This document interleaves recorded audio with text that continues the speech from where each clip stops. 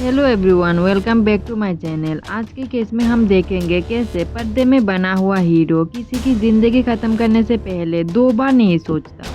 9 जून 2024 के दिन बेंगलुरु की कामाख्यापल्ली में पुलिस को नाले में से एक मिली है। बॉडी से पता चल रहा था ये बॉडी एक आदमी का है और उसे बहुत बुरी तरह से मारा गया था। पुलिस फर्दर डिटेल्स के लिए अपना इन्वेस्टिगेशन शुरू करते हैं। पुलिस आसपास के पुलिस स्टेशन में भी इन्फॉर्म कर देते हैं। किसी ने मिसिंग डायरी किया होगा तो पुलिस को कुछ इन्फॉर्मेशन मिल सकता है। ये मिसिंग डायरी किया गया था रेणुका स्वामी नाम के एक आदमी के लिए। और इन्फॉर्मेशन मिला भी, एक माँ ने अपनी 33 साल के बेटे का मिसिंग डायरी किया था। रेणुका स्वामी एक मेडिकल शॉप में काम करता था और सीधा साधा जिंदगी बिता रहा था। लेकिन रेणुका की बॉडी जिस हालत में मिली थी उसे देखकर लगता है किसी ने बहुत गुस्से में रेणुका को मारा है। पोस्टमार्टम रिपोर्ट के हिसाब से रेणुका को पीट कर मारा गया था। अब पुलिस के लिए सवाल यह था किसने रेणुका के साथ ऐसा किया और क्यों किया। रेणुका के सर में बहुत गहरे घाव थे और जबान काट लिया गया था। इन्वेस्टिगेशन चल ही रही थी, लेकिन इसमें एक चौंकाने वाला मोड़ आता है। 3 लोग पुलिस स्टेशन आते हैं और बताते हैं तीनों ने मिलकर रेणुका को मारा है। उनके हिसाब से रेणुका की उनके साथ पैसों को लेकर कुछ अनबन हुई थी, इसलिए उन्होंने रेणुका को मार दिया। लेकिन तीनों बार बार बात को घुमा रहे थे और मारने का तरीका अलग अलग बता रहे थे, इसलिए पुलिस को उन पर शक होने लगता है। पुलिस तीनों को अलग अलग बुलाकर पूछताछ करते हैं। तीनों का जवाब बहुत अलग अलग था। पुलिस समझ चुके थे इसमें कुछ तो झूठ है।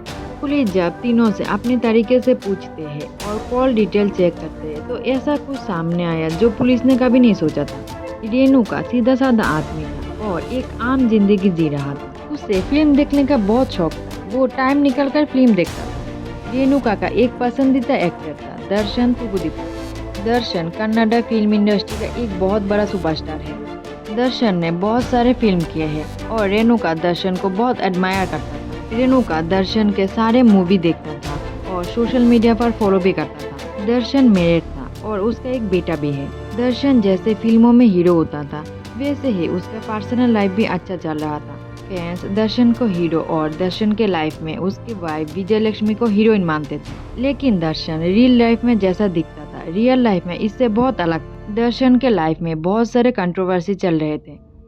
दर्शन की वाइफ विजय लक्ष्मी ने भी उसके खिलाफ चार्जेस लगाए थे डोमेस्टिक वायलेंस का। दर्शन के खिलाफ लोगों को गाली देने की, मारने की, गुम करने की ये सब चार्जेस भी थे।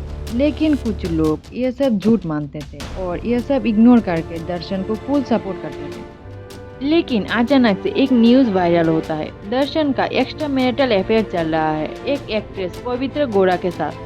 पवित्र डिवोर्सी थी और उसकी एक बेटी भी है। दर्शन और पवित्र के बीच अफेयर के खबरें काफ़ी टाइम से चल रहा था, लेकिन दर्शन के फैंस इसे एक अफवाह समझ के इग्नोर कर रहे थे।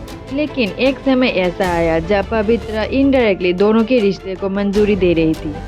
पवित्र दर्शन के साथ अपने हैप्पी मोमेंट्स इंस्टा पर शेयर करती थी, जिससे फैंस समझ गए दोनों के बीच कुछ चल रहा है और फैंस थोड़ा नाराज भी हुए। दर्शन के फैंस पवित्र को बहुत बुरी कमेंट करते थे, इससे पवित्र बहुत गुस्सा होती थी। इसमें एक दर्शन का फैन था जो पवित्र को बहुत बुरी बात बोलता था। वो था रेणुका स्वामी। रेणुका अपने अलग अलग अकाउंट से पवित्र को बहुत बुरी कमेंट करता था। इसी वजह से रेणुका बहुत जल्द पवित्र की नज़रों में आ गया और पवित्र ने दर्शन को बताया। दर्शन को भी यह बात हजम नहीं हुआ। दर्शन ने कुछ लोगों को पैसे देकर रेणुका को किडनैप करवा लिया, फिर रेणुका को पूरा दिन मारा। उसके बाद दर्शन और पवित्र आते हैं रेणुका से मिलने। रेणुका को लगा था दर्शन उसे बचाने आया है, लेकिन जब दर्शन उसे मारने लगा तब रेणुका का उम्मीद एक ही पल में खत्म हो गया। दर्शन और उसके आदमी रेणुका को पीट कर मार डालते हैं। पवित्र सब कुछ देख रही थी और दर्शन को उकसा रही थी। फिर दर्शन के आदमी रेणुका के नाले में फेंक कर आ गए। दर्शन और पवित्र के खिलाफ इतने सारे एविडेंस मिलने के बाद पुलिस दर्शन और पवित्र को पकड़ लेते हैं। ये केस अभी भी कोर्ट में चल रहा है, फाइनल जजमेंट अभी भी नहीं आया है। आपका क्या राय है इस केस को लेकर? अपना ओपिनियन कमेंट में शेयर करें और आपको हमारी वीडियो अच्छी लगी है तो प्लीज़ लाइक, शेयर और सब्सक्राइब करना मत भूलना। Thanks for watching.